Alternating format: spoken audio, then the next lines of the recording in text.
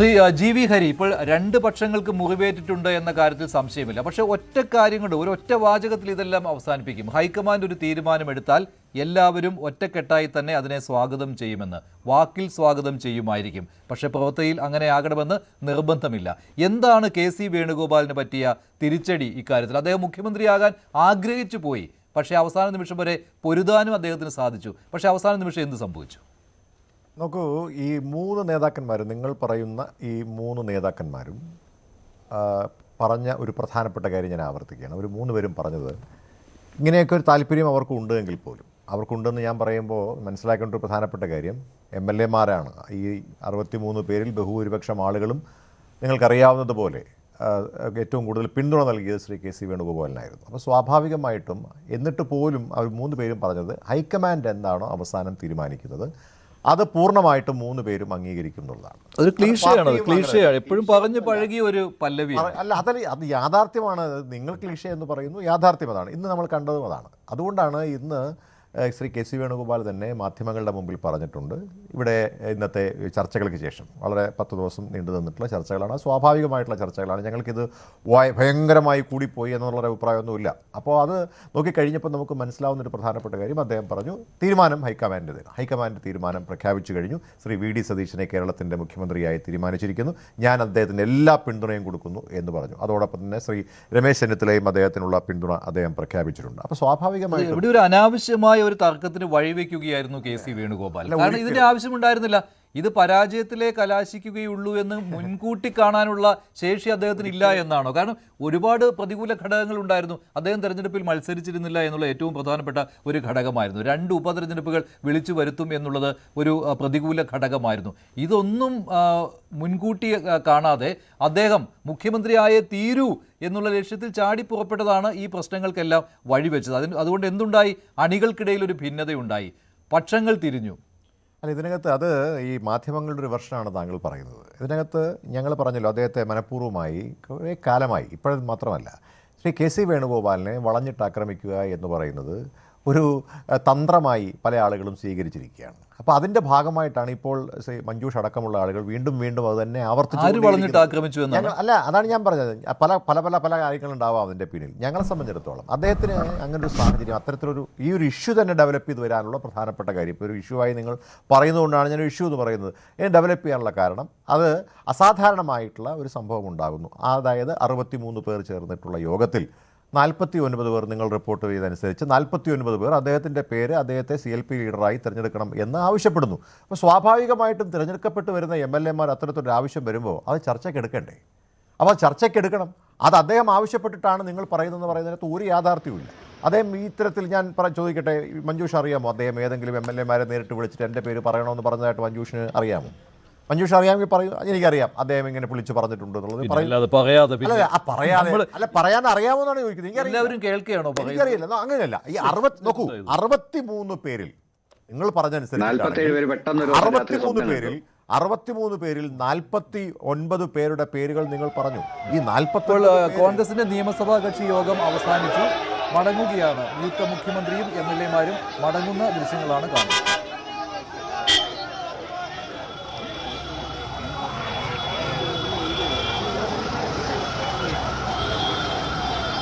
VD. സതീശനെ നിയമസഭാ കക്ഷി നേതാവായി MLA-മാർ തെരഞ്ഞെടുത്തു. നിയമസഭാ കക്ഷി യോഗം അവസാനിച്ചു. ഇനി അടുത്ത നടപടിക്രമം എന്ന് പറയുന്നത് ലോക് ഭവനിലെത്തി ഗവർണറെ കണ്ട് സർക്കാർ രൂപീകരിക്കുന്നതിനുള്ള അവകാശവാദം ഉന്നയിക്കലാണ്.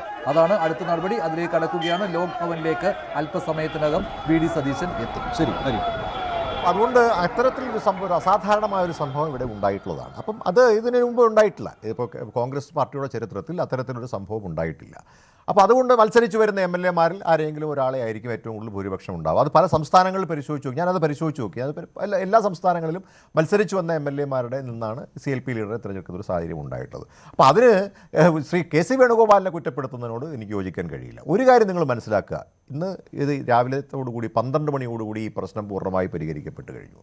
കാരണം ഒരിക്കൽ ഒരു പ്രഖ്യാപനം വന്നു കഴിഞ്ഞാൽ, ഞങ്ങളുടെ ഒരു സമീപനം അങ്ങനെയാണ്, സ്ഥാനാർത്ഥി നിർണയത്തിൽ ഒരുപാട് തർക്കങ്ങളുണ്ടാവും. ഒരിക്കൽ സ്ഥാനാർത്ഥിയെ പ്രഖ്യാപിച്ചു കഴിഞ്ഞാൽ പിന്നെ അവിടെ എല്ലാവരും ഒത്തൊരുമിച്ച് പ്രവർത്തിക്കുന്ന കാഴ്ചയാണ് നമ്മൾ കാണുന്നത്. ഇതിനുള്ള എല്ലാ ചരിത്രവും പരിശോധിച്ച് നോക്കുക. തർക്കങ്ങൾക്ക് സ്വാഭാവികമായിട്ടുണ്ടാവും. ജനാധിപത്യ പാർട്ടിയാവുമ്പോൾ തർക്കങ്ങളുണ്ടാവും, അഭിപ്രായ വ്യത്യാസങ്ങളുണ്ടാവും.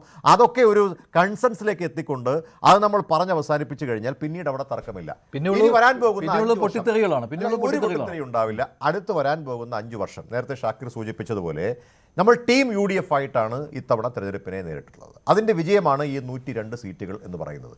കേരളത്തിലെ സാധാരണക്കാരായിട്ടുള്ള ആളുകൾ സ്വപ്നം കാണുന്ന തരത്തിലുള്ള ഒരു ഭരണമായിരിക്കും വരാൻ പോകുന്ന 5 വർഷവും ഉണ്ടാവുക. എല്ലാവരെയും ചേർത്ത് പിടിച്ചുകൊണ്ടുള്ള ഒരു ഭരണമായിരിക്കും ഉണ്ടായില്ലെങ്കിൽ ജനങ്ങൾ നിങ്ങളോട് ചോദിക്കും. കാരണം അത്ര വലിയ മാൻഡേറ്റ് ആണ് നൽകിയിരിക്കുന്നത്. അത് മനസ്സിലാക്കുവാനുള്ള പക്വത ഇല്ലാത്തവരാണ് നേതാക്കൾ എന്ന് ഈ 11 ദിവസം കൊണ്ട് തെളിയിച്ചു.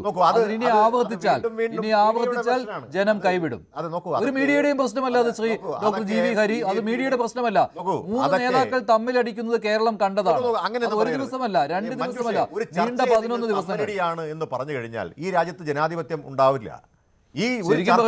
പിണറായി വിജയന്റെ ദുർഭരണം അവസാനിപ്പിക്കുന്നതിനേക്കാൾ കഠിനമായി പോയി 11 ദിവസത്തെ ഈ അഭ്യാസം. അതിനേക്കാൾ ടെൻഷനായിരുന്നു ഈ നേതാക്കൾക്ക്. ഓരോ നിമിഷവും എണ്ണി ഞാനാണോ മുഖ്യമന്ത്രി എന്ന് ഇവർ കണ്ണിൽ എണ്ണയൊഴിച്ച് കാത്തിരിക്കുകയായിരുന്നു. ഇതിന് പിണറായി ഭരണം അവസാനിപ്പിക്കുന്നതിനേക്കാൾ കാഠിന്യമുണ്ടായിരുന്നു. അതൊക്കെ നിങ്ങളുടെ വെർഷൻ, അതൊക്കെ നിങ്ങൾക്ക് എന്തും പറയാം. ഞങ്ങളെ സംബന്ധിച്ചിടത്തോളം ഞങ്ങളുടെ ഘടകകക്ഷികൾ ഒന്നും തന്നെ ഈ പറയുന്ന പ്രക്രിയ അല്ലെങ്കിൽ ഈ സുതാര്യമായിട്ടുള്ള ഈ പ്രക്രിയ മോശമായി പോയെന്നൊരു അഭിപ്രായമൊന്നും ഞങ്ങൾക്ക് ആർക്കുമില്ല. അതുകൊണ്ട് മികച്ച തീരുമാനം ഉണ്ടാകും. ഞാൻ കഴിഞ്ഞ ദിവസവും പറഞ്ഞാണ്, പല ചാനലുകളിലും ഞാൻ പറഞ്ഞു, അങ്ങനെ ചർച്ച വരുന്നതുകൊണ്ടുള്ള ഗുണം എന്താണ്? മികച്ച തീരുമാനമുണ്ടാകും. ഏത് കാര്യത്തിലും അങ്ങനെയാണല്ലോ. ഇതിൽ മാത്രമല്ല, മുഖ്യമന്ത്രിയെ തീരുമാനിക്കുന്ന കാര്യത്തിൽ മാത്രമല്ല, സുപ്രധാനമായ തീരുമാനങ്ങൾ എടുക്കുമ്പോൾ നമുക്ക് 4 പേർ ചേർന്നിരുന്ന് ചെയ്തോളൂ. ഇപ്പോൾ നാഗ്പൂരിൽ നിന്ന് ഒരു തീരുമാനം വരുന്നു, അവരെ പ്രധാനമന്ത്രി ആയിക്കോളൂ അല്ലെങ്കിൽ മുഖ്യമന്ത്രി ആയിക്കോളൂ എന്ന് നമുക്ക് പറയുന്ന പോലെ ചെയ്യാൻ കഴിയില്ല. ജനാധിപത്യ പാർട്ടിയാണ്. അതോടൊപ്പം തന്നെ നമുക്കറിയാവുന്നതുപോലെ പിണറായി വിജയൻ പറയുന്നു ഇന്നയാളെ വെച്ചോളൂ, അദ്ദേഹത്തെ വെച്ചേക്കും. അങ്ങനെയല്ലല്ലോ. ഇവിടെ 4 പേരല്ല, ഒരുപാട് ആളുകളോട് നമ്മൾ കൺസൾട്ട് ചെയ്തു, ഘടകകക്ഷിയോട് നമ്മൾ കൺസൾട്ട് ചെയ്തു. ഒരാൾക്കും പറയാൻ കഴിയില്ല എടുത്തിരിക്കുന്ന തീരുമാനം ഏകപക്ഷീയമായി എടുത്ത തീരുമാനമാണെന്ന് പറയാൻ കഴിയില്ല.